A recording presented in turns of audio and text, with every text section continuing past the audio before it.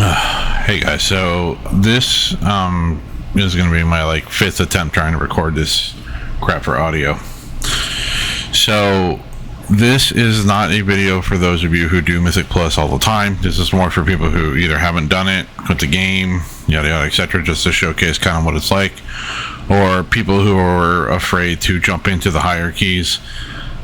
I wouldn't imagine there's a lot of those, but you never know. So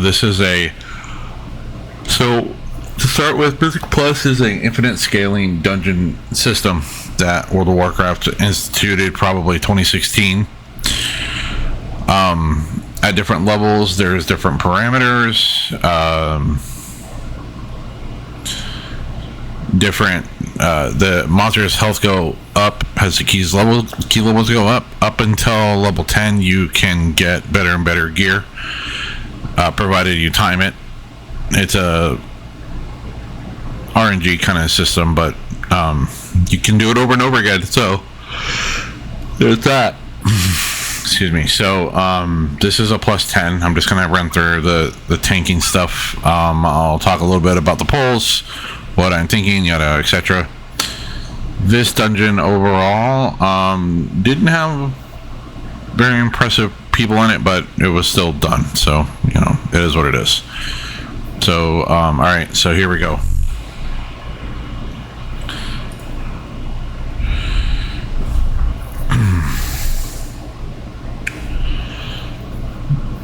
Wait for everybody to show up. I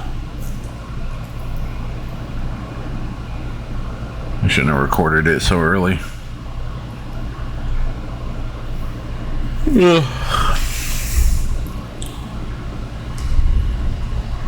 Alright, I'm gonna go ahead and skip forward a little bit. Alright, here we go. So this is the first pull. This purple guy right here, he does a frontal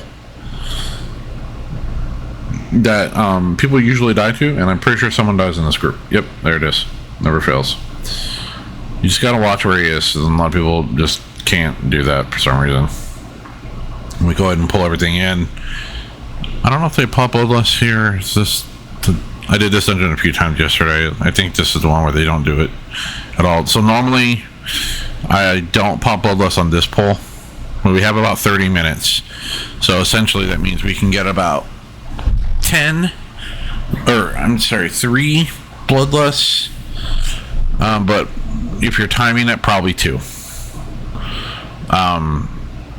You definitely want it for the last boss. And if you're going for fastest time possible, you want it for the pull. The pull before the second boss is the scariest part. So the tank can grab everything there and you can bloodlust it, but this group is not smart. Usually DPS are supposed to click the orb. They decided not to for some reason.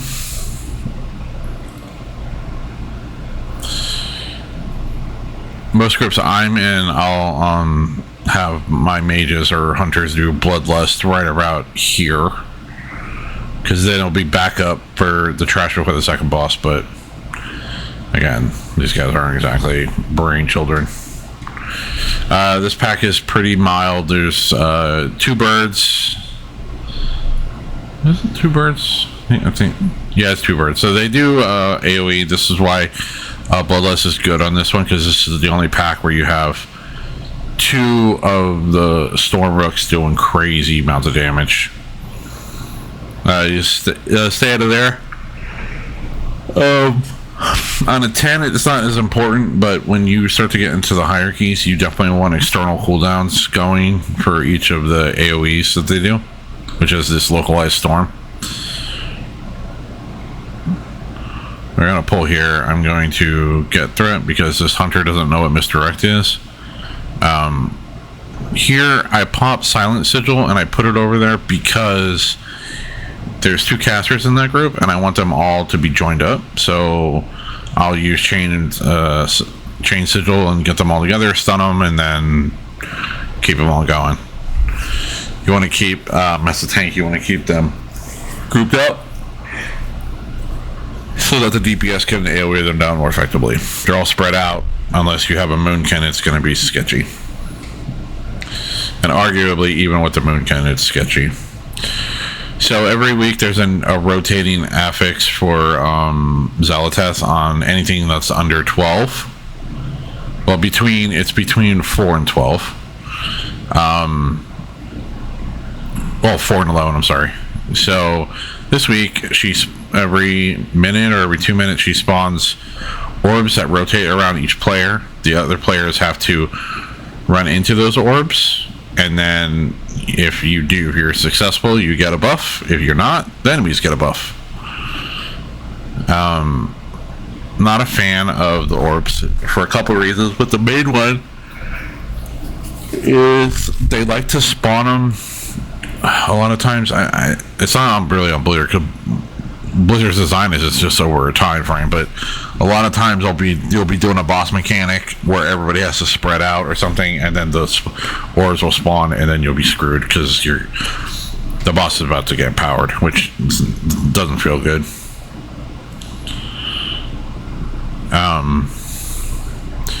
We're gonna go ahead, and I've learned on this poll to kind of hold here for a minute. I usually wait until this Rook Tender casts something so I can interrupt it, and then I go ahead and pull this group, because this group here is probably the most dangerous in the whole dungeon. All three of these guys are casters, so it gets to be real scary. We did a stun here. The DPS are actually doing okay. The hunter is doing good damage. Everybody's doing good damage, but excuse me. There's no kicks. You can see that the paladin has got an interrupt that he was just sitting on. So luckily it's just a 10, so it's not that big a deal.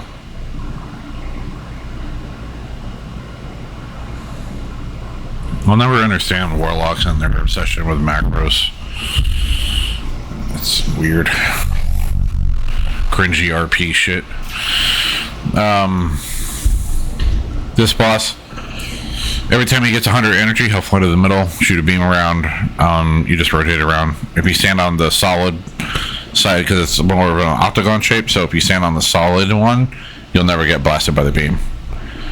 Range should know that, but you'd be amazed at how many don't, or have amnesia.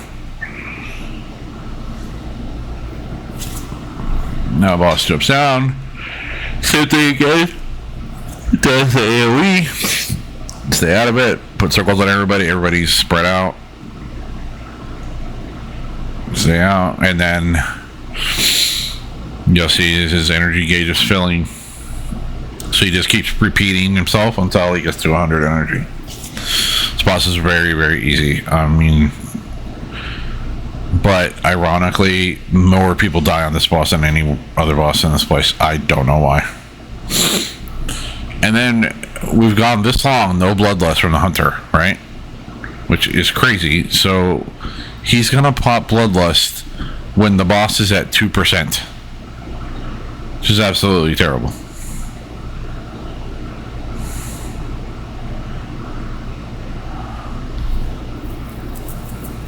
Bird jumps down. Yada yada. These dungeons are so easy that it's borderline boring to even commentate on them, because there's not really that much going on. And there's our Ret Pally dying, just standing in stupid stuff. I'm telling you, people love to die on this boss. I don't know why. I mean, I know why. The Ret Pally was being trying to be an overachiever. There's bloodlust and dead. Boss is dead. It's the most ridiculous shit I've ever seen. So, if you are a demon hunter, you don't need to use the feathers here. You can just glide down, just jump down and glide. And we're gonna glide over here on the side. Get ready to watch this patrol here, because we're gonna want to pull this patrol with the next group. but you need to interrupt the oracle first, because otherwise you're going to have it casting in the back, and that's not a good sign. Interrupt it, and then I leap over here. We get a threat on everything. Make sure we don't got any runners. Then I go ahead and go over here and use sigil chains to bring it all in. This pull, people die on this pull all the time. Like, all the time. I don't know if it's a healer issue or what, but people just cannot live on this pull. I do not get it.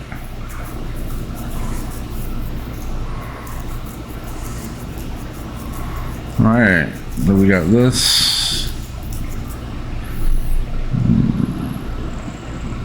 In a perfect world, you wouldn't grab that pat, you would grab these two groups, but that didn't happen that way. So we're going to go ahead and try to get ahead of the group. Demon Hunters have some gimp threat right now, so staying ahead of the group is going to help.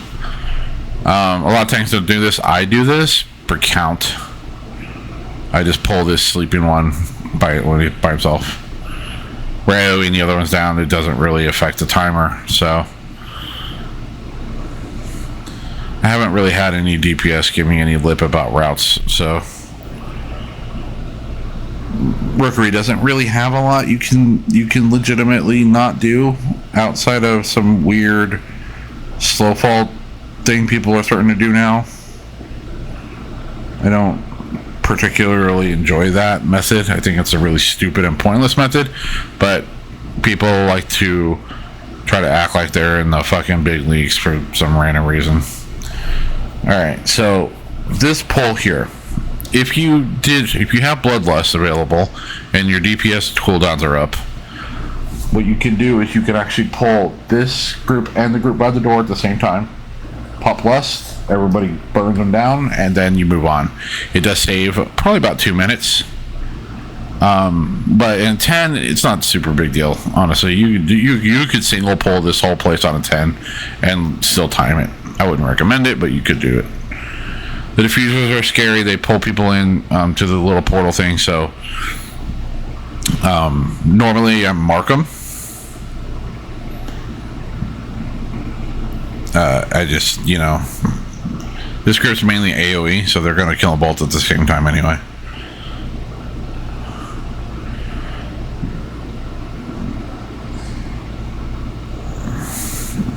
There's nothing really to talk about at this point. I mean, it's just watch for the portals, don't stand in the shit, do the affix. If you're the tank, just, rotate defensives here. You're probably going to need to. The boss didn't hit very hard. In my opinion, I've done this on up to a 13, and I haven't had any real problems with the boss. We pull the 2 side packs. I just throw a glaive at them and then pop a sigil in the middle. And then jump to the boss, because the sigil will get threat. If the DPS pull threat, the things aren't going to kill them. If they got half a brain, they'll run to the tank. Unfortunately, that's not the case in most situations. Alright, this guy, so he does that move where he jumps down and the little Twilight Devastation crap comes out. He also put something on Chaotic Corruption on a random target.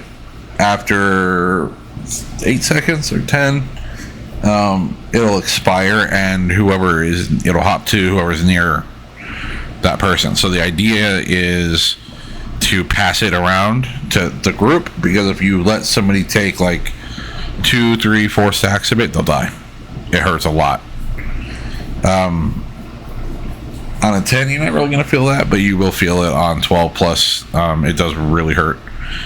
We're probably dying to standing in the stuff again for some reason. Not sure if the Warlock's going to battle res or not. I can't remember. I did this dungeon last night, so my memory is a bit foggy. So Red probably just gets B-res. That's this fight. I mean, you don't need Bloodlust for it. Ideally, you would use it in the room before. As long as people do the mechanics, you'll be fine. And the pull before with the diffusers and everything, that takes a lot longer than this boss fight. just stay out of the stupid. Just do the things. Kill the boss. I wish I had more to say about it. There's not really any tech here. There's no real secret. This is a fight where I think it's easier if you have melee because everybody's kind of stacked, and it just passes the debuff like around. You don't need to either. Like you can see the Ret Pally here. He's got 3 stacks of it right now, so it's really trucking him. He could bubble it off, but he's choosing not to do that. I don't know if he has it. No, it's not. He popped sacrifice for some reason. I don't know why. Weird. Okay, so these Ascendants, they cast a spell called Void Bolt. It can be interrupted. It should be interrupted. They also do something called shit, I don't even know what it's called. It basically puts out 4 orbs that go out in different directions, so you just need to not be standing where they're going to go. It's really easy to tell.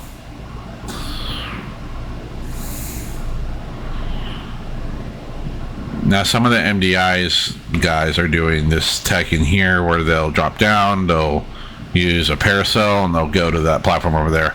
I don't choose to do that. One, you have to change your route if you're going to do the parasol thing, because you got to pull extra trash. So here I pull these 2 groups and the crushers. Once the civilians go down, you're usually pretty safe to pull the next group. Crushers don't do anything real crazy. They pounce on people. Nothing alarming though. It's pretty easy shit. The civilians are like non-elites that leave shit on the ground, so you just AoE them down. The Void Stone will periodically do an AoE that everybody needs to not stand in. If the range would actually stack on melee, those crushers wouldn't jump so far, but they're not doing that. We do that, and then once the civilians are dead, I pull the next group of civilians. And then I'm going to go ahead and put Fel Dev out, get threat on them all.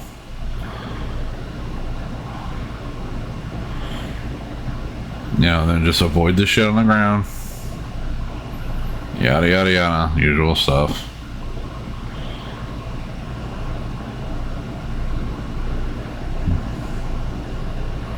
Alright, this is another Ascendant group. There's Ascendant 2 crushers and then a couple civilians.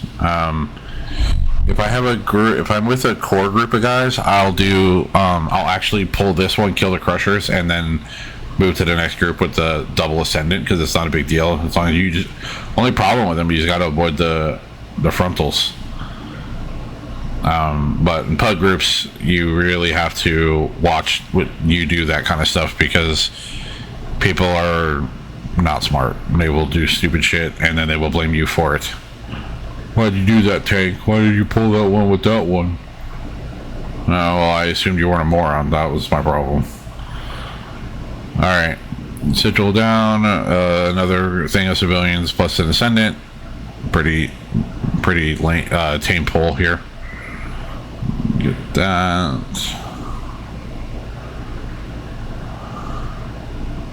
Interrupt that.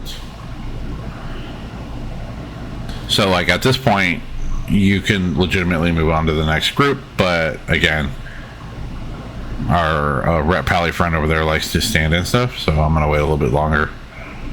Alright, I'm gonna put Flame Sigil down, get threat on everything.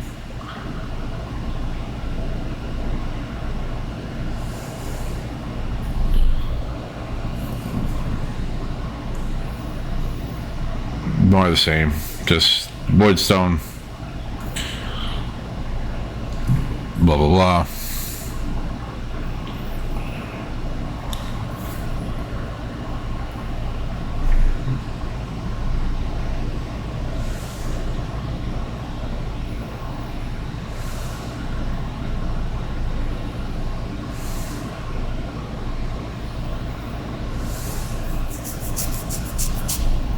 don't know. I accidentally pinged something. I didn't think it was a big deal.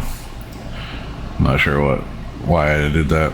So this one is a void zone and an ascendant. Still not a big deal. This pull on higher keys is a pull that you'll pop like your big cooldown for. Like if you were a druid, you'd be using incarnate. If you're a demon hunter, you're going to be using meta. Because on the higher keys, this really hurts.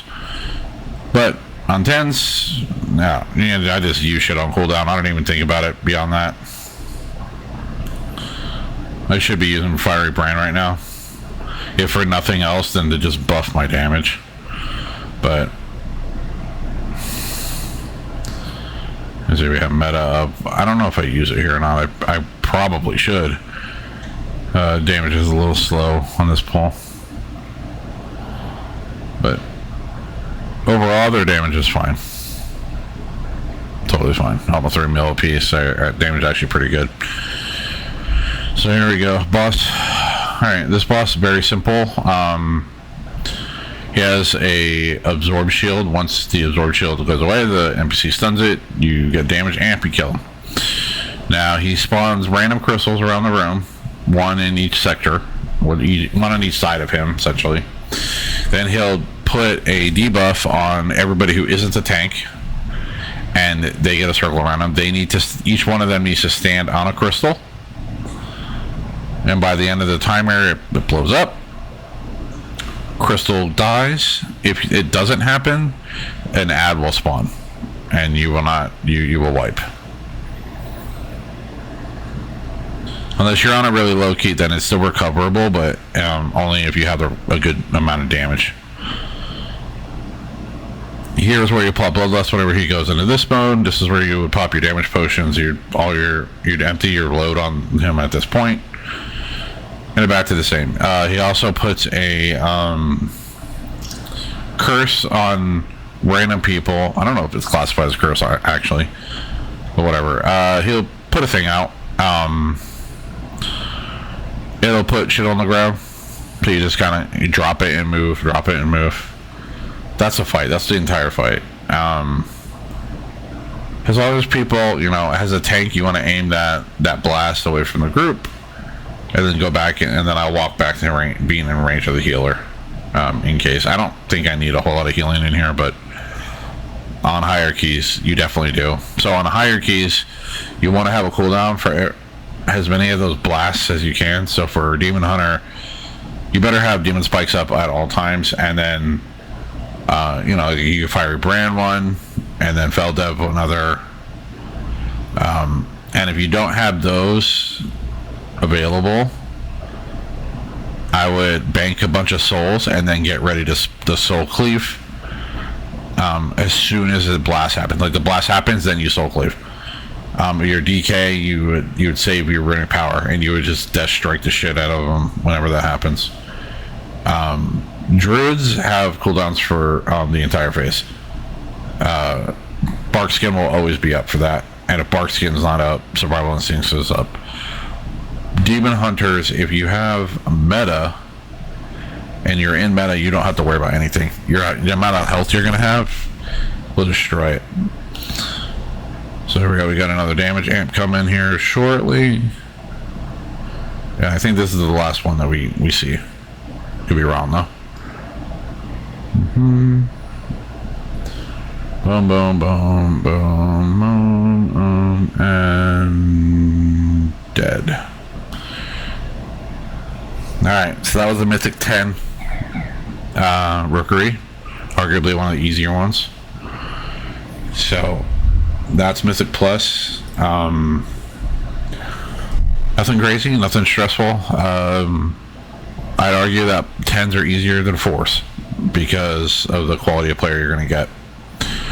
But other than that, guys, that's all I wanted to go over and kind of explain to you guys. And I hope you found this interesting. Alright, bye.